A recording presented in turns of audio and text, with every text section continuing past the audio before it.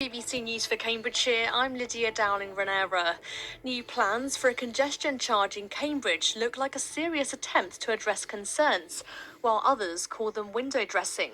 The Great Cambridge Partnership has set up plans in the hope of addressing concerns raised in a public consultation. Kate Palmer reports. The changes include charging during peak hours only, more hospital exemptions for those going to Addenbrooke's, and discounts for local businesses and those on lower incomes. Some have welcomed the changes, while others, including the Cambridgeshire Sustainable Travel Alliance, have warned the changes won't raise enough for better public transport. While the GCP said the changes would halve funding for improved public transport, they say it will still be a huge investment. A BBC investigation has 9 minutes past 7 now. The organisation hoping to introduce a Cambridge congestion charge has published a revised set of plans. More than 20,000 people responded to a consultation on initial proposals last year, which included a £5 charge for anyone driving a car within the city during weekdays. Many residents criticised the plans, saying, among other complaints, that there weren't enough exemptions for people on low incomes or with mobility issues. These latest proposals do include more discounts. Producer Kate Palmer has more on this. Good morning, Kate. Morning, Dottie. Let's start then with a reminder of what the original proposals were. So initially, the Greater Cambridge Partnership wanted to bring in charges between the hours of 7 a.m. and 7 p.m. Monday to Friday. That was to be £5 a day for cars and motorcycles, with higher charges for larger vehicles. The money raised was planned to be used for subsidising bus services and to improve the frequency. It was also hoped with fewer vehicles on the road, those bus services would become more reliable. And there have been some changes made in these latest proposals. Absolutely, Dottie, and the big one is the hours it'll be in operation. That's between 7 a.m. and 10 a.m. in the morning and 3 p.m. to 6 p.m. in the afternoon. The GCP says this will help reduce traffic at its busiest times. In addition, everybody, whether you live in Cambridge or elsewhere, will be able to apply for 50 free days a year. You'll need to set up an account to get them.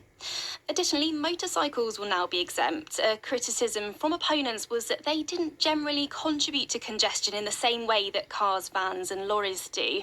And staff and patients at Addenbrooke's and Papworth hospitals will be exempt if they already qualify for discounted parking. There is some very specific and complicated wording around who's clinically entitled to this in the documents, and it appears that occasional visitors and patients may have to use one of their 50 free days. Finally, those with blue badges in receipt of carer's allowance or mobility PIP will also not have to pay. And what about businesses? Because although the charge for a car would be £5, the charge for a van is a tenner, and for an HGV it's 50 quid. So what about people who drive that kind of vehicle for work? So there will be a 50% discount for vehicles owned by small and medium-sized businesses. The GCP also points out that deliveries to those businesses could be made during the hours of 10 a.m. and 3 p.m. when the charge won't be in place for anybody.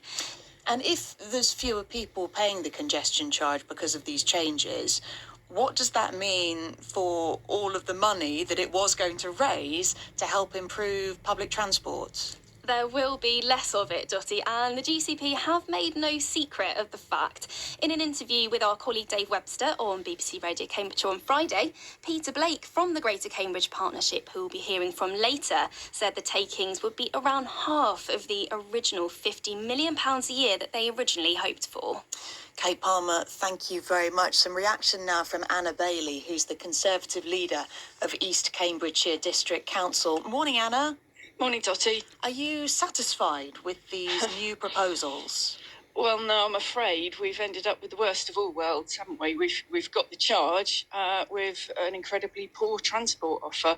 The transport offer was not great to start with, and it's only getting worse, as you've heard. Significantly less money to offer the future bus network that was, the carrot on offer. And now that is significantly weakened.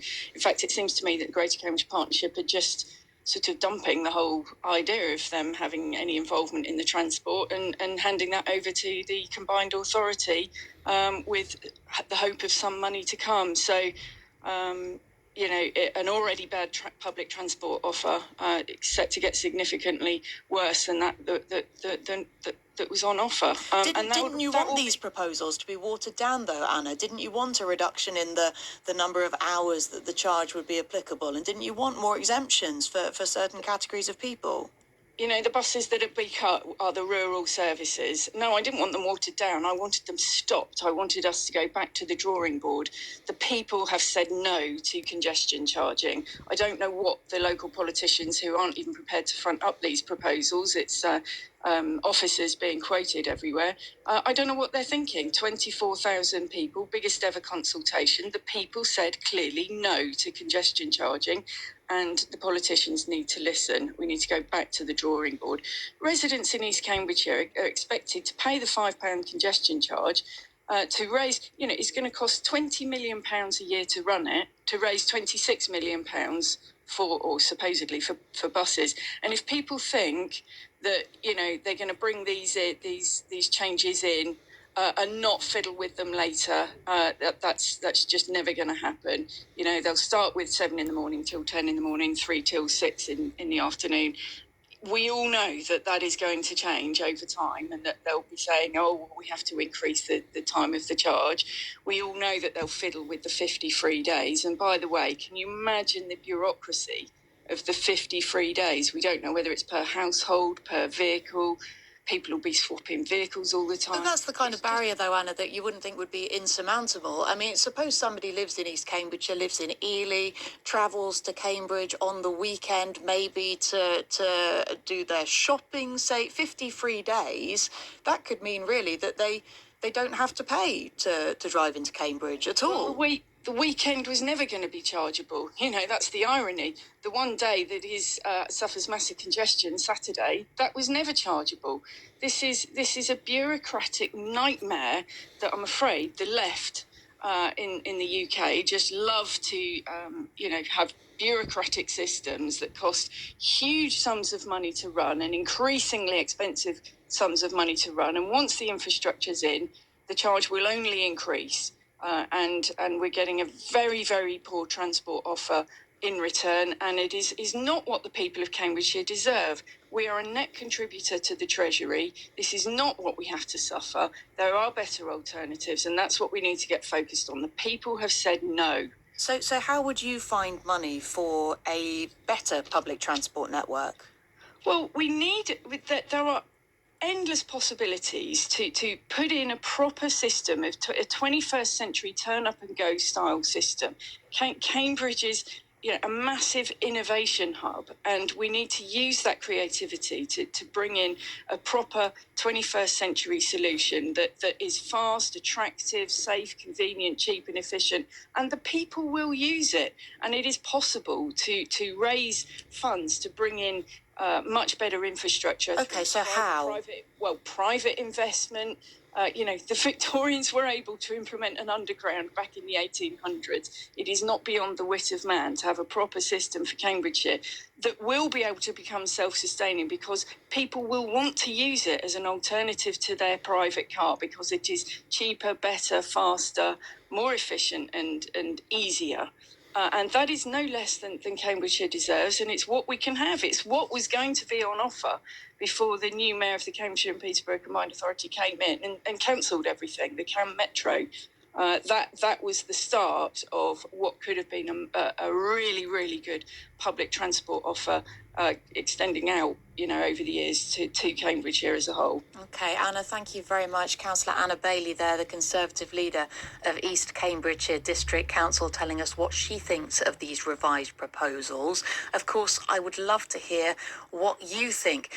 Is there anything in these changes that changes your mind on the Cambridge congestion charge? The reduction in hours in which the charge would apply. It would apply on weekdays between 7 and 10 a.m. and between 3 and 6 p.m. Kind of peak hours, rather than just from 7 in the morning until 7 at night. Drivers anywhere can apply for 50 free days per year. People on low incomes getting a 50% discount. Small and medium-sized business drivers getting a 50% discount. Any of these, swaying you one way or the other? Call 08000 85 95 96.